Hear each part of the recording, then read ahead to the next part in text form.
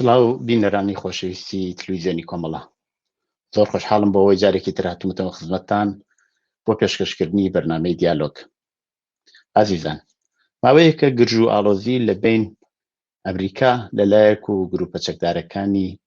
هەشتی شەعبی و سەر بە جەمهوری ئیسلامی لە ئارادایە. بەشێکی لە سەر سنووری سووریە و عێراق ئەنجام درراوە، بەڵام گروپە چەکدارەکان بە موشک زۆر جار شوێنەکانی دەوڵەتی ئەمریکا هەم لە هەرێمی کوردستان و هەم لە منتەقەی سەوزیان کردوێتە ئامانج. ئەم باسە و باسی وەزیەتی ئێستەی عێراق و چۆنیەتی ئەو شەرایطی واسە هاتوۆتە پێشەوە و زۆر مۆزوعی تر مۆزوعی باسی ئەوڕۆی دیالۆگمانە لەگەڵ کاک ئەحمەدی ئەسکەندەری، ڕاوێژکاری سیاسی لە منتەقەی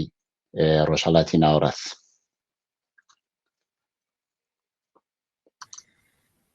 کاک ئەحمەدجان بەخێر بی بۆ بەرنامەی دیالۆگ. زۆر سپاس، سڵاو بۆیەوە بۆ بینەرانی بەڕێز. کاک ئەحمەد، ئەم ئاڵۆزیانەی ئەلبەتە خۆشتێکی تازە نییە، مدەتێکی زۆرە هەرتایە نەتاوێ گروپە چەکدارەکان بەنەوەیەک شوێنەکانی ئەمریکاکەنە ئامانج یا منتەقەی سەوز و یەک دوو جاریش هەولێریان کردوێتە ئامانج. چییە مەسەلەکە چییە ئەوە تازە ڕووی داوە و ئەمریکاش تەبعەن عەمەڵی نیشان داوە؟ من پێم وایە زۆربەی ئامانجەکە ئەوەیە کە فشار بۆ ئەمریکا بێنن و ئەو گەماروانەی کە لەسەر ئێرانە و ئەو وەزە کە ئەمریکا و ڕۆژاواش بۆ ئێرانیان دروست کردووە، ئێران دەرفەتێکی دەسەکەوێت کە جاروبار لە عێراق یان لە کوردستان حملەیە بکاتە سەر بەشێک لەو شوێنانە کە ئەو پێی وایە بۆ ئەمریکا گرینگە. ئەگەر ئەوە لە بەرچاو بگرین کە ئەمریکا ماوەیەکی زۆرە گرنگێکی تایبەتی بە باشووری کوردستانەدا، لەوێ پایگای زۆری هەیە و من لەسەر و باوەڕەم ئەگەریش لە عێراق بە تەواوی بچێتە دەرەوە، هێشتا هێندێک شوێن لە کوردستان دێڵێتەوە بۆ خۆی لەبەرەوە پێویستێتی هەم بۆ پاراستنی بەرژەوەندیەکانی لە عێراق و ناوچەکە، هەمیش لە کوردستان بۆ زیاتر گوشارخستنە سەر کۆماری ئیسلامی ئێران. بە بڕوای من بەداخەوە ینی هیچ ئەمە معنای پشتیوانیکردن لە مەسلەی کورد نییە، بەڵکو بۆ بەرژەوەندیەکانی خۆیەتی ئەوەیە کە ئێرانیش ئەبینێ کە لە دەرەوە دەستی بە جێگایەک ڕناگات و ئێستا فشارێکی زۆری لەسرە. چەند مانگ لەمەوە بەروەختێکە کۆبوونەوەکان و دانیشتەکانی ڤیەننا لەسەر بەرجام و لەسەر دۆسی ئەتۆمی دەستی پێکرد، پیان وابوو کە ئەتوانن بە تەوافقی بگەن، پیان وابوو بە هاتنی دەوڵەتی بایدن هەم پاشەکشەیەکە هەم زۆر ئاسان تەسلیمی خواستەکانیان نەبێ. معلوم بوو وانە ئەمریکای بایدنیش هەر بە دوای بەرژەوەندیەکانی ئەمریکاوەیە و ئەوەیە کە دەیانەوێت بەم جۆرە ڕای بگەێنن بە ئەمریکا کە ئێوە هەرچی بکەن ئەوە بزانن کە خاڵی لاوازتان هەیە. خاڵی لاوازتان یەکیان هەولێرە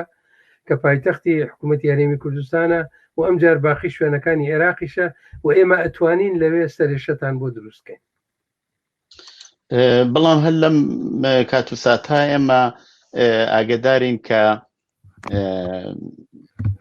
ڕئیس سەرۆکۆماری میسر و پادشای ئۆردن سەردانی عێراقیان کرد و لەوێ قەول و قەرارهایەک درا لەسەر یارمەتیدان بە دەوڵەتی عێراق و هەروەها عێراقیش بڕیاری دا کە نەوت بە هەرزان بفرۆشێ بۆ ئۆردن. ئەمە چەندێ ڕابطەی هەیە لەگەڵ ئەمە وەزعە تازەوای ساتوێتە پێشەوە؟ ئەمە بە بۆچوونی من تاکتیکێکی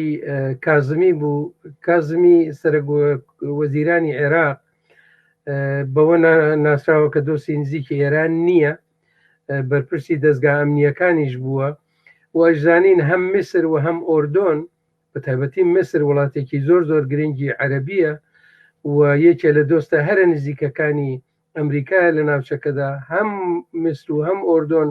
پەیوەندی دیپلۆماتیکیان لەگەڵ ئیسرائیل هەیە و نزیک بوونەوەی عێراق لەم دوو دەوڵەتە ئەویش لەو ئاستەدا کە سەرۆکی هەردوو وڵاتەکە بێن بۆ بەغا لەوێ سەردانی بەغا بکەن ئەمە گرنگیەکی تایبەتیە ئەمەش هەر نەوعێک ئاماژەیە بۆ ئەوەی کە ئەیانەوێ فشارێکی زیاتر بخەنە سەر ئێران کە ئێمە دەسەڵاتی ئەوەمان هەیە لەگەڵ ئەو کەسانە کە ئەسقەزا هەردوو دەوڵەتەکە لە ئەو کەسانن کە هیچ دۆستایەتیەکیان لەگەڵ ئێرانان نییە هەم میسر هەم ئوردن هاتنی ئەوان ئەوە نیشانەدا بەڵام لە عینی کاتیستا کازمی لە هەستیاربوونی منتەخەکە و لە هەستیاربوونی بارودۆخی خۆی تێگا بۆیە ئەوە بوو کە چوو لە کۆبوونەوەی حەشتی شعبیە بەشداری کرد لە کۆبوونەوەکەی حەشتی شعبیە کە بەشداری کرد وەکو بەشێک لە هێزی چەکداری دەوڵەتی عێراق ناوی لێبردن ئەمە معنایەکی دوولایەنەی هەیە لەلایەنێکەوە کەسی ڕەنگە وای لێک بداتەوە کە ئەها ئەوە نزیکێکە کا لەگەڵ ئێران و لیان نزیکە بێتەوە دۆستایەتیەک بەرامبەر بە هێزی سەر بە ئێران ئەنوێنێ بەڵام لەلایەکی تریشەوە ئەو پەیامەشی پێبوو کە ئێوە لە بیرتان بێ بەشێکن لە هێزی چەکداری عێراق معنای ئەوەیە ئێوە ئەبێ لە ژێر ڕێبەرایەتی فەرماندەیی گشتی هێزە چەکدارەکانی عێراقا بن نەجێگایەکی تر کە خۆ دەزانین وانە ئەوان زۆرتر لە تارانەوە فەرمان وەرەگرن هەتا لە بەغاوە بۆیە ئەمە ئەچێتە ئەو چوارچێوەوە ینی لە ڕاستیدا ئێران کە لە مەیدانی ناوخۆ بەو وەزعەوە کە ئیتر بینەرانی ئەم تەلەڤیزیۆنەیەوە زۆر باشەزانن بەم مانگرتنی کرێکاری و مانگرتنی بەشەکانی تری خەڵک و ناڕەزایەتی و هەژاری و ئەم وەزعە قوربەسەریە کە لەم هەڵبژاردنە بەناو هەڵبژاردننی سەرە کۆماریە بۆیان هاتە پێشەوە ئەوەیان بۆ ماوەتەوە کە ڕوو بە دەرەوە هەنگاو بنێن و کارێک بکەن و تەبعەن لایەنی بەرامبەری ژەوا زانێ و ئەوانیش خەریکن بۆیە بە بۆچوونی من هاتنی سەرۆکانی میسر و ئۆردۆن بۆ بەغا گوشارێکی زیاتر بوو و ئەمریکا لە پشتوێتی ئەمە کە پیان ئیسپات بکە ئێوە نین کە دەسەڵاتان هەیە لە بەغا ئەوە عێراقیەکان خۆیانن بە ئیسلام ینی عێراقیەکان منزور دیارە کازمیە هەرچەند کازمی لەگەڵەوە کە کەسێکە سەر بە ئێران نییە بەڵام وتویەتی کە ئامادەنیم خۆم کاندید کەمەوە بۆ جارێکی ترکە بم بە سەرۆکوەزیری عێراق بەڵام کاک ئەحمەد لە ئێوە لە لای کۆباسیەکەن کە ئەو هەشتی شعبی وەکو هێزی سەربازی عێراق بەڕسمیەتە ناسێ بەڵام ئەخیرەنیش سەردانێکی ئەوروپای کرد بە تایبەت کە چوو بۆ ئیتالیا قەولی داوە هێزەکانی لە عێراق زیاب کا بێنێت تا 5,000 نەفر ئەمە تەبعەن بەشێکی بۆ ئەوەیە کە ئەو گوشارانەی و ئەم هێزە چەکدارانە لەوانش حەشتی شعبی هێنە سەر وڵاتانی غەربی بە تایبەت ئەمریکا بەنەوە کەم بێتەوە ئایا ئەمە هیچ ڕەبتێکیان بەیەکەوە هەیە دووشتە؟ بەڵێ هەیەی دەزانین چۆنە مەسەلە ئەوەیە کە وڵاتانی ئوروپایی و سەرمایه‌دارانی گەورە کە وڵاتان دیارە نمایندەگییانەکەن لە وڵاتانی ئوروپایی چاویان بڕیوەتەوە نوێکردنەوە و باسسازی لە عێراقیش و لە سووریەش و ئەزانن میلیاردها دۆلار لەوێ هەیە بۆ ئەوە ئەمان بیبەنەوە بۆ ماڵەوە جگە لەوە کە نەفتی عێراق وەربگرن و بچن کۆمەکی عێراقکەن لە سەنعەتی نەفتەکەیە کە گەشەی پێ بدەن و ئەوە بەجێی خۆی بەڵام بۆ دروستکردنەوەی عێراق بۆ دروستکردنەوەی ڕێگاوبان بۆ دروستکردنەوەی خان و بۆ دروستکردنەوەی ئەو شتانەی کە تێکیان داوە وەسخەزا حەشتی شعبی ڕۆڵێکی گرنگی بووە لە تێکدانی ئەوە لەگەڵ دیارە دوای داعش و دوای جریانە تونندڕەوە سنیەکان لێرەدا ئوروپایەکان زۆر بەلایەنەوە مهمە کە لەم بازاڕە وەک دەڵێن سەریان بێکڵاو نەمێنێتەوە ئەوانیش بەشێکی خۆیان وەربگرن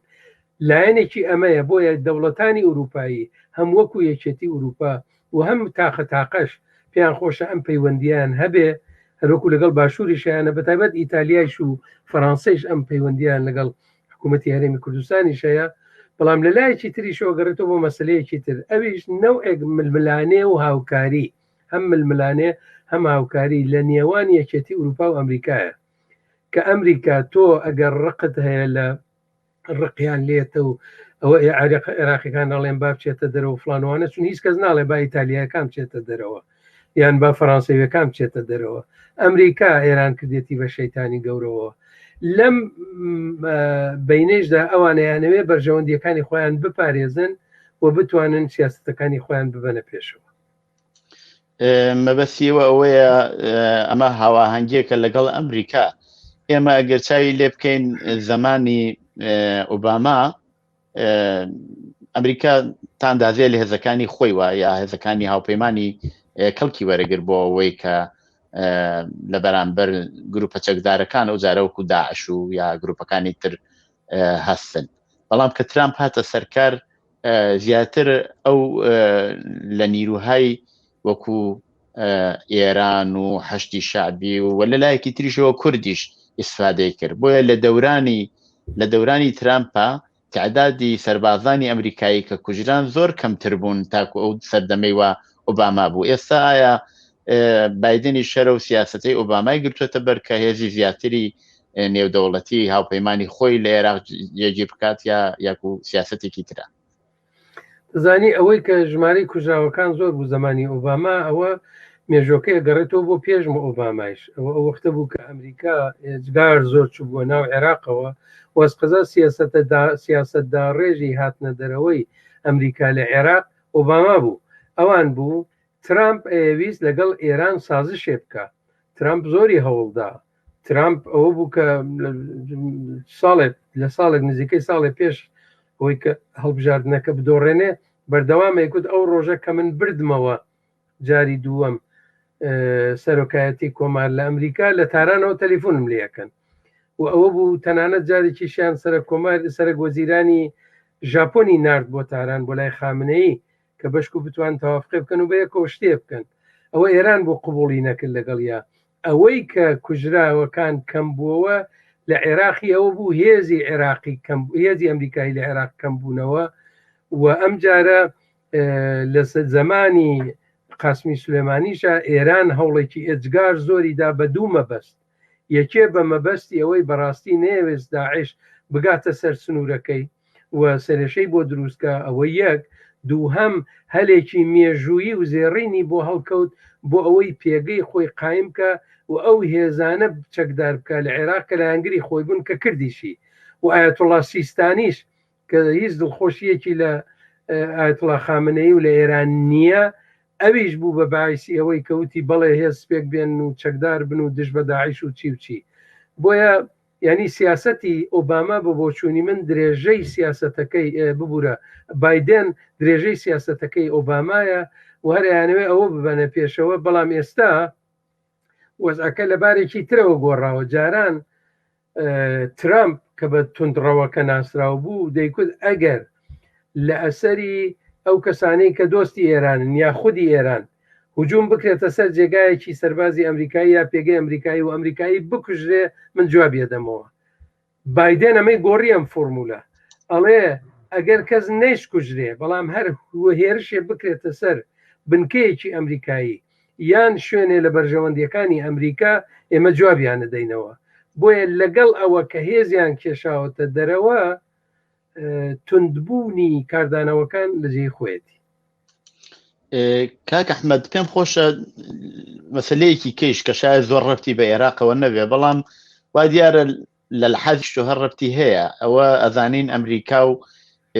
هێزە هاوپەیمانەکانی لە ئەفغانستانە کشێنەوە ئەوانیش خەریکن، تاالبانیش خەریکە بە سرعەت شارەکان و شوێنەکان ئەگرێتە دەستی خۆی. ئایا عێراق نابێ بە بنکەیەکی تایبەتی سەربازی بۆ ئەمریکا و بۆ هاوپەیمانەکانی بەجێگەی ئەفغانستان، چونکی هەم نزیکە لە کێشەی سووریەوە لە زۆر بابەتەوە توانێت مستەقیمەن دەخاڵەت بکە. ئایا ئەمە چەندە ڕەفتیان هەیە پێکەوە؟ نا من پێم وایە ئەوەی ئەمریکا دیارە ئەمریکا سیاسەتێکی سەیریان هەیە. ئەو کەسانەی کە پیان وا بوو دوژمنی گەورەی بەشەریەتن کە تاالبان بێ و نەزانم چی بچین، ئەوە بوو لە زمانی ترامپ بۆ دەستیان کرد بە گفتوگۆکردن لەگەڵ تاالبان وەلانیش وەزەکە ئەوەیە کە دەیبینین ئێوەش باستان کرد. نا بە بۆچوونی من ئەمریکا کشانەوەی لە عێراقیش ئیدامە ئەدا، بەڵام ئەوان لە جێگایەکی ترەوە قەرەبوویان کردوێتەوە. ئەویش ئەوەیە چوون ئێرانیان لە کەنداوە لە خەلیجەوە ئێرانیان گەمارۆداوە. ئەو پەیوەندیە و ئەو پەیمانە کە پێڵێن پەیمانی ئیبراهیم لە نێوان ئیسرائیل و وڵاتانی خەلیجە بەسراوە و ئەوە تا سەفارەتیش کراوە لە ئەمارات هەفتەی ڕابردوو و وەزیرێک بۆ یەکەم جار وەزیرێکی ئیسرائیلی چوو بۆ ئەوێ هەموو ئەمانە وای کردووە کە پەیوەندی ئیتر زانیاری و لەشکری و نظامی و نازانم ئابووری و سیاسی و هەموو شتێکی وڵاتانی خەلیج لەگەڵ ئیسرائیل زۆر ئەبێ و ئەمە لەگەڵ ئەمریکاش هەیەە ئەمریکا پێگەی خۆی قایمتر کردووەتەوە لە وڵاتانە و بەم تەکنۆلۆژیە تازەش کە ئێستا هەیە زۆر پێویستیان بەوە نییە سەربازیان لە خاکی عێراقا ببێ بۆ ئەوەی بتوان جوابی ئەمریکا بدەنەوە هاوکات ئێرانی ژەزانێ ئەمریکاش دەزانێ کە بزوتنەوەی لە ناو خودی عێراقەوە هەیە کە ئەوە ناسیۆنالیزمێکی عەرەبی عێراقیە کە ئەوێ عێراق سەرکەوتوو بێت و عێراق بەدەسەڵات بگا نەک عێراق بێ بە مستعمەرەیەکی ئێران کە ئەگەر ئەمریکا چووە دەرەوە ئێران جێگای بگرێتەوە و نازانم بەبوونەی کەربەلا و نەجەف و ئەوانەوە چون وەختی خۆی کەربەلا و نەجەفیش بووە ئێرانیش هەرچوون بۆ ئەوێ و بەڵام عێراق بۆ خۆی وڵاتێکی سەر بەخۆ بووە بۆیە هەموو ئەمانەگە بەلای یەکەوە دای بنەی من پێم وایە ئەوە زۆر تاسیرێکی وای نابێت. لە باسەکەتانە باسی سەرۆکۆماری ئێرانتان کرد ئایا ئەم انتخاباتەی ئەخیرە چەندێک ئەتوانێت لە بابەت ئەم کێشە تازانەوە هاتوۆتە پێشەوە ئەوە ئەمریکاوی هێزەکانی تەقویەت بکە ئەوە وڵاتانی عەرەبی خەریکن هاوپەیمانی زیاتر لەگەڵ عێراقا ئەبەستن ئەوە لەلایەکی تریشەوە ئێران ئەمریکا بۆ خۆی گروپە چەکدارەکان لەسەر سنوور بە تایبەتە و جۆرە کە باسی تەکنۆلۆژیتان کردوایە لەوێ ئەو فڕۆکانەی بێ فڕۆکەوان لەوێ ئەنێردرێت وانە نەقشی ئێران دوای سەرۆکۆماری لەم بابەتەوە چییە بێ ئایا ئێوێ بەنەوەی خۆی ڕێ بخات بۆ جۆرە کە پێدەچێت دوا دیارە تونندڕەوتریشە ڕئیسی لە چاو ڕۆحانی دەزانین چۆنە سیاسەتی دەرەوەی ئێران و بە تایبەتی سیاسەتی ڕۆژهەڵاتی ناوەڕاست و سیاسەتی ناوچەیی ئێران قەت لەژێر کاریگەری کێشەکانی ناوخۆی باڵەکانی ناو ئێرانە نەبووە هەروەکو بەباشیش لە فایلە دەنگیەکەی جەوادی زەریفەوە بۆمان دەرکەوت ئەوەی کە بڕیاردەر بووە لە ناوچەکەدا وەک ئەوتی مەیدان بووە واتە سپای قودسی سەربەسپای پاساران بووە کە بڕیاردەر بووە و وەختی خۆی قاسمی سلێمانی بووە و ئێستا بەیتی ڕەهبەریە لە بەیتی ڕەهبەری و لە سپای قودس و لە تەنانەت لە شورای ئەمنیەتی ملی و لەوانە ڕۆحانی ژەگەل لەوێ بوو بێ ڕۆکۆوانی تر دەنگی داوە یعنی ڕۆحانی وە نەبێت دەنگێکی داوێت جیاواز بوو بێ لە مەسەلەن ئەوانەی سەر بە تەواو سەر بە خامنین بۆیە من پێم وایە ئەم ئاڵ و گۆڕە تازە لە ئێران بووە نەک قازانجی نییە بۆ توندڕەوەکانیش بەڵکو ئەو کرانەوە کە جاروبار لە دەرەوە بەرەو ڕووی ئێران دەبووەوە ویا ئەو دەنگانەی کە لە ناوەوەی ئێران دەیانگوت با لەگەڵ ئێران تەعامل بکەین هەڵسوکەوتێکیان لەگەڵا بکەین چون هێز هەیە لە ناو دەوڵەتی ئێرانە کە دەتوانێت ئێران بەرەو ڕێگایەکی باش ببە ئەوە لاوازە بێ بەڵام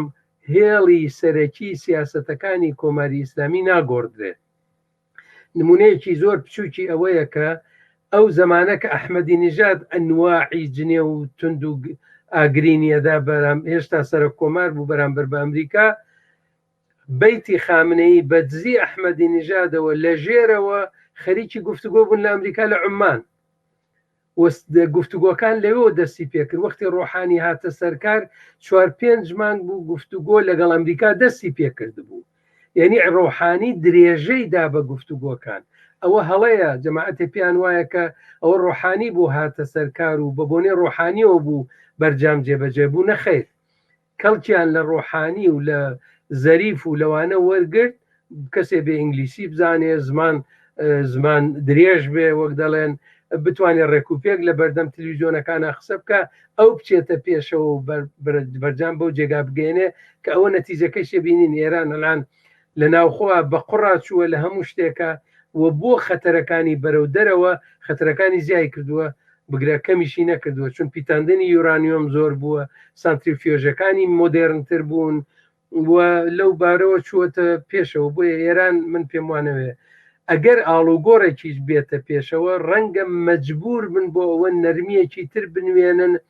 نە لەبەرەوەی ڕئیسی هاتووە بووە بەسەر کۆمار بەڵکو لەبەر فشارەکانی ئەمریکا و لەبەرەوە لە دەرەوە تەنانەت چین و ڕووسیەش حازر نین بەرژەوەندی باڵای خۆیان لەگەڵ ئەمریکا و لەگەڵ وڵاتانی خەلیج و لەگەڵ ئیسرائیلیش بخەنە مەترسی و لەبەر خاتری ئێران هەرچەند ئەوان زۆر پەیوەندی خۆیان لەگەڵ ئێران بۆ مهمە. کاک ئەحمەد با بینە سەر باشووری کوردستان. باشووری کوردستان لەلایەن ئەم هێزە چەکدارانەوە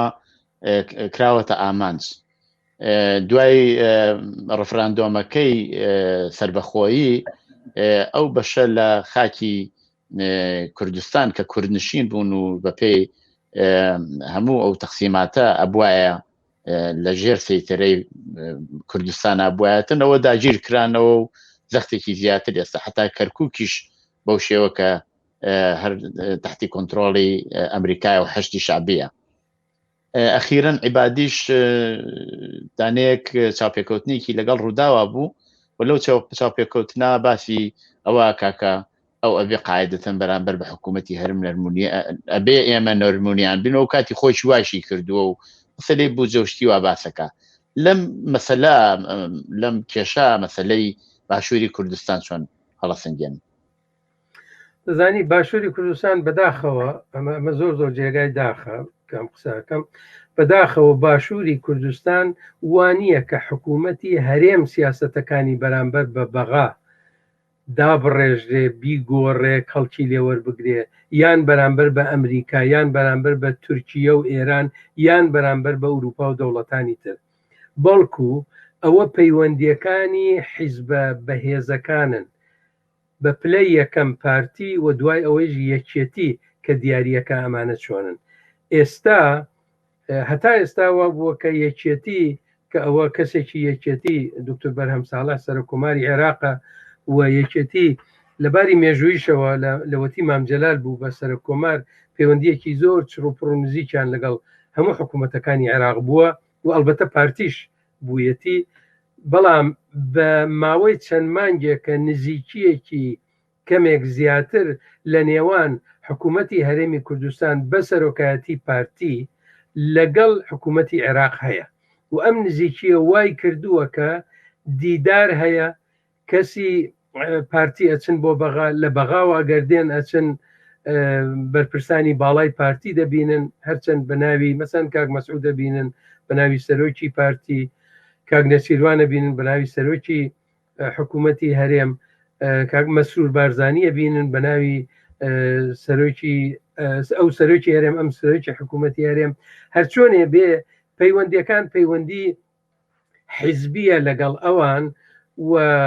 عێراق ئەزانێ ئێستا کە کوردستان بچووک بووەتەوە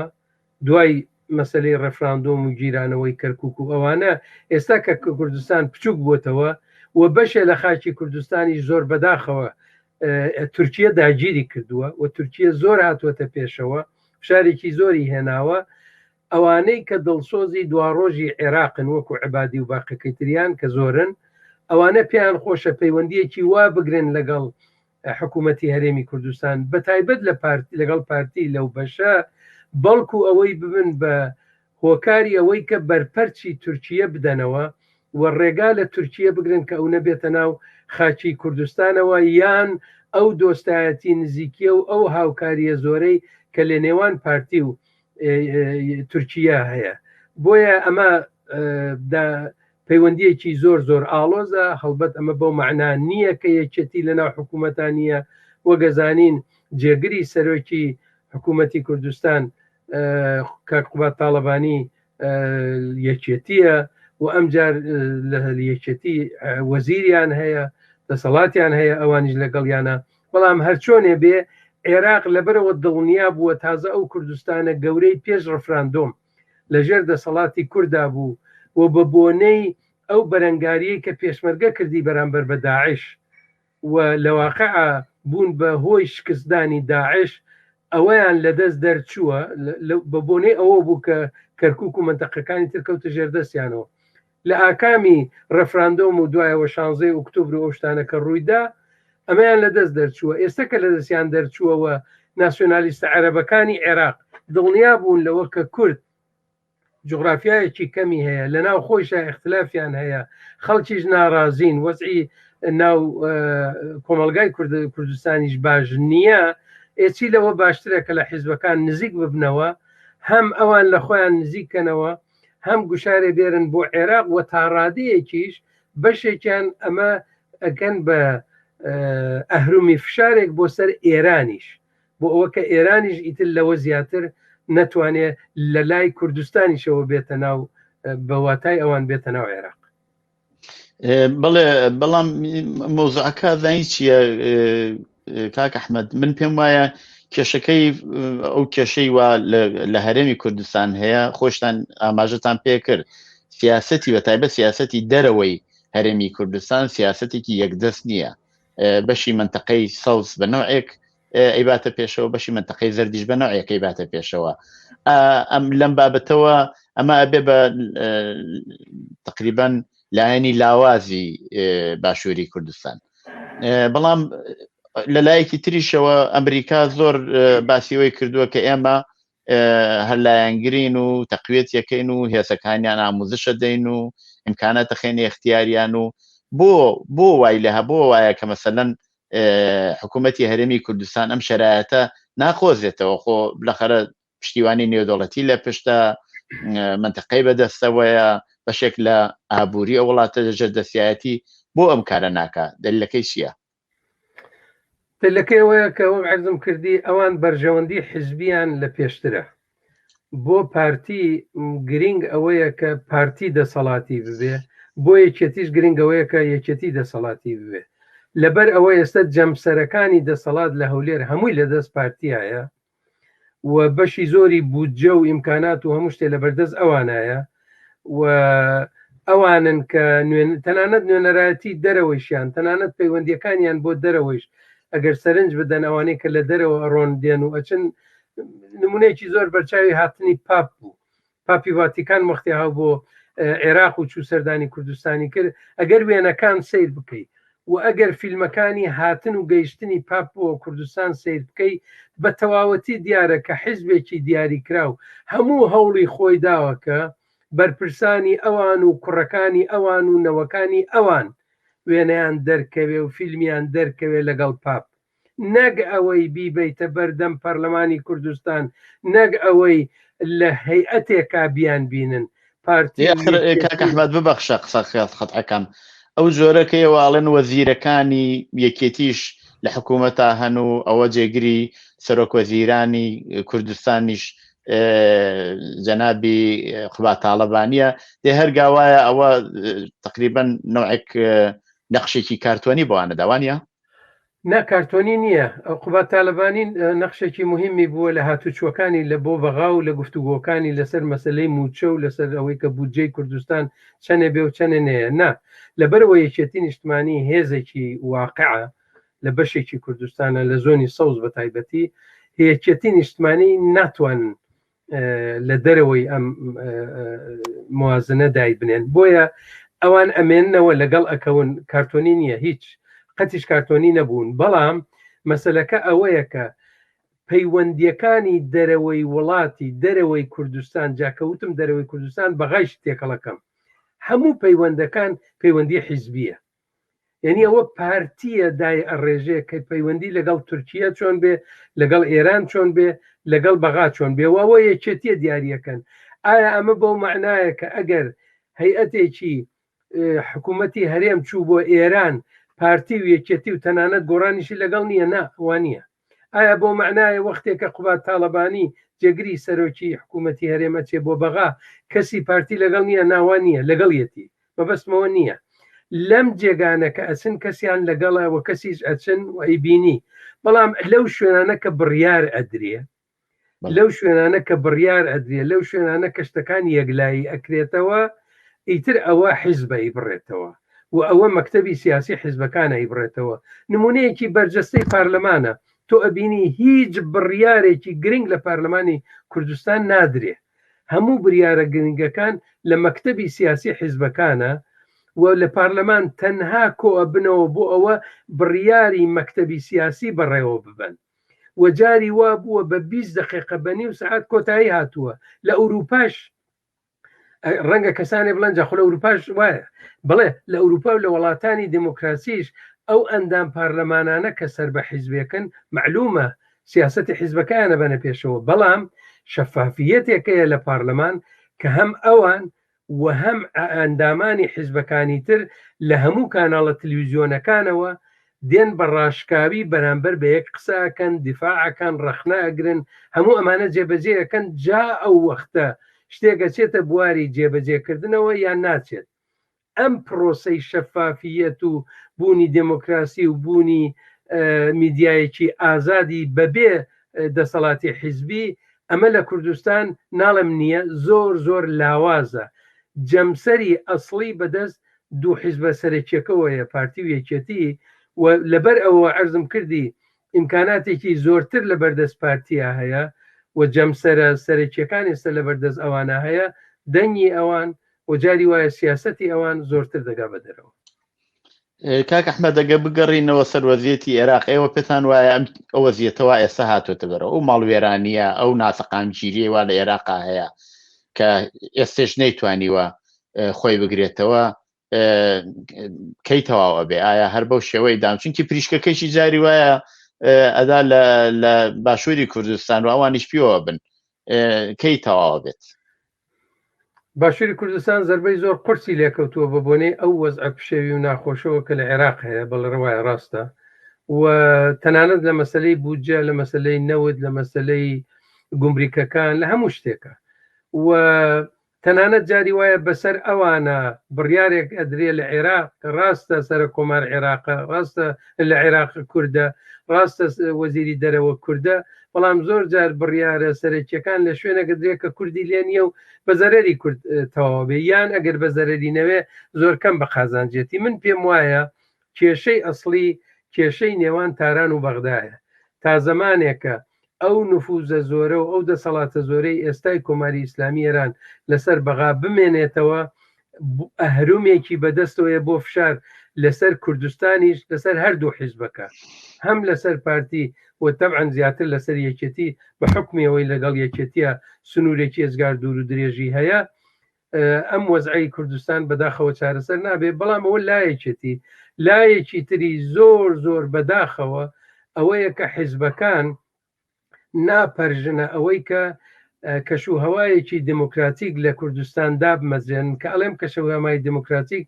مەبەستم تەنها ئازادی ڕادەربڕین و ئازادی ڕۆژنامەگەری و ئازادی میدیا نییە بەڵکو مەبەستم دموکراسیەکی ئابووریشە ئەوەی کە ئەو جیاوازیە چینایەتیە زۆر عەجایب و زەقەی کە لە کوردستان هەیە ئەو هەموو فەقیر و هەژارە سەیرە و ئەو هەموو دەوڵەمەنە سەیرە کە لە کوردستان هەیە ئەوە نەمێنێ تۆ سەیری بکە بزانە میلیۆنێری بە دۆلار هەر هەتا دێ زیاوەکە لە کوردستان و لەو لایشەوە هەژاری هەر هەتا دێ زیاوەکە لە کوردستان یعنی لەلایەکەوە سیاسەتمەدارانی حکوومەتی هەرێمی کوردستان بە پارتی و یەکێتی و گۆڕان و ئەوانی تریشەوە دەبێت چاوێکیان لە ناوخۆی کوردستان بێ و ئاوڕێک بدەنەوە لە خەڵکی کوردستان لەو بارودۆخی کوردستان هێندێک سازشکەن هێندێک سەرفەنەزەرکەن لە دەسەڵاتی خۆیان بۆ ئەوە بارودۆخی کوردستان بگا بە شوێنێک کە ئەگەر مەترسی گەورە هاتە سەر کوردستان خەڵکی کوردستان بەڕاستی بڵێن ئەمە ئەزمموی خۆمانە ئەمە هی خۆمانە ئێمە نامانەوێ ئەمەمان لە دەست دەرچێ چونکو ئەگەر لە دەست دەرچێ ئەمە برسیە بین ئەگەر لە دەست دەرچێ ڕۆژنامە نووسەکانمانە گیرێن ئەگەر لەگە دەست دەرچێ ڕۆژ چالاکوانین مەدەنیمان زیندانی دەکرێت ئەگەر ئەمانە ببێ تازەی تر بە هەموو شێوەیەک خەڵک دیفاعەکە لە کوردستانەکەی خۆی بەڵام تۆ چیەکەی لەوەی کە کەسانێکن کە نامە بنووسن بۆ بەغا و نازانم داوا بکەن موچەمان با لە بەغاوە بێ نەک لە حکوومەتی هەرێمی کوردستانەوە بۆی مەبەستمەوەیە بارودۆخەکە کەی ئەگۆڕێ لایەنێکی کوردستانی هەیە بە بەشەکەی کوردستان بەشی عێراقیش بە ئێران و بە دەوڵەتانی دەوروبەر و گرێدراوە جگە لەوە بزوتنەوەیەکی پێشکەوتن خوازانە لە خودی عێراق هەیە جاری وایە لە گەڕەکە چین و هەژارەکانە لە ناو چینی خوارەوە خۆی ئەنوێنێ، جاری وایە لە ناو چالاکانی مەدەنیە خۆی ئەنوێنێ. من هیوادارم ئەوەی کە ئەوان ئەیکەن و دێنە سەر شەقام و هاوارەکەن نەوێنەی خامنەی و خومەینی و ئەویان پێێنە ئاڵای نازام سید و شوهدای سەوزیان پێەیە، بەڵکو داوای ئازادی و داوای بژیوی ڕۆژانەی خۆیانەکەن. هیوادارم ئەوە بەرە و ئەوە بڕواکە هێز و تینێکی زۆرتر بداتە بەرەیەکی پێشکەوتن خواست کە بتوانێ فشار بخاتە سەر دەسەڵاتی سیاسی لە عێراق کە احتمالێکی کەمێک دوورە بەداخەوە. لەم بابەتەوە ئەڵبەتە ئێوە جواب ئەمویست پرسیارێ بکەم کە وەزیەتی جەماوەر لەکوایە بەو جۆرەش خۆشتان ئاماژتان پێکرد پێش لە مەسەلەی کۆڕۆنا بەڕاستی مەیدانی تەحریر ببوو بە شوێنێکی مرکزێ بۆ کۆبوونەوەی هەڵسوڕاوانی مەدەنی و سیاسی و لە لایەکی تریشۆ ئەمە خەریک بوو وەزیەتی عێراقی بەلایەکە ئاخست. لە کوردستانیش تەبعەن یەک دوو جار هەوڵی ئەوەی کە بڕێکی ئەترازات و شتیوا کراوە دراوە، بەڵام ئەوانە زۆرتر نەیتوانیوە شتێکیا بۆ سوورەتە نەبووە، بەڵام ئەوەی وا ئەتوانێ بیبڕێتەوە تاسیریشی لەسەر کوردستانی باشوور ببێ دیارە ئەو وەزیەتەوە لە عێراقا هەیە. ئایا پێتان وایە کە ئەگەر مەسەلەی کۆڕۆنا تا ئەندازەیەک کەم بێتەوە دیسان شاهدیەوە بین کە خەڵکێکی زۆر بێنە سەر شەقام و نەکرد لە بەغا لە شارەکانی جنوبیش؟ دەبێ وابێ لەبەر خاتیەوە کۆڕۆنا یەکێ لە کاریگەریەکانی لە هەموو دنیا ئەوە بووە لایەنی لاوازی کۆمەلگا فشارێکی ئابووری زۆرتری کەوتەتە سەر لە هەموو وڵاتانی ئوروپاش تەنانە دوا بووە. بۆیە دوای کۆڕۆنا ئەوانەی کە هەژار بوون پێش کۆڕۆنا هەژارتر بوون، ئەوانەی کە کەمێک وەزعیان باش بوو هەژار بوون. بۆیە زەمینە ئامادەیە و من پێم وایە سیاسەتمەدارانێک کە دوور ببینن و بتوانن پێشبینیکەن قاعدەتەن دەبێ لە بیری ئەو ڕۆژەدا بن کە ڕێگا خۆشکەن بۆ ئەوەی کە بڕێک باری ژیانی ئەو خەڵکە باشتر بکەن، دەنا هەڵەسن و لەوانەیە وەزەکە لە هەمویان تێک بدەن. ئەو شتەیە کە هەمومان چاوەڕوانین کە ئومێدوارین لە ئێران ڕوو بدات و من پێم وایە لە عێراقیش ئێمە ئەتوانین چاوەڕوانی ئەوە بین کە سەرهەڵدان ببێت و لانی کەم ئەو خۆ پیشاندانانە درێژەی ببێ و ئەم جارە گەرم و گورتریش بچێتە پێشەوە. بەڵێ زۆر سپاس کاک ئەحمەد، ئەگەر نوکتەیەک بە نەزەری خۆتان لە بیرمان چوە باسی بکەین هەن لە خزمەتە. تکایە پێم وابێ هەموو شتەکانمان باس کرد. زۆر سپاس بۆ ئێوە و زۆر سپاس بۆ بینەرانی بەڕێز. زۆر سپاس بۆ بەشاریتان لە بەرنامەیەدا. بینەرانی خۆشەویستی تەلەڤیزیۆنی کۆمەڵە بەم جۆرە هاتینە کۆتایی بەرنامەی ئەم جارەی دیالۆگ. هەتا دیالۆگێکی تر ڕۆژ و شەوێکی خۆشتان بۆ باواتە خوازم. مەڵاوە.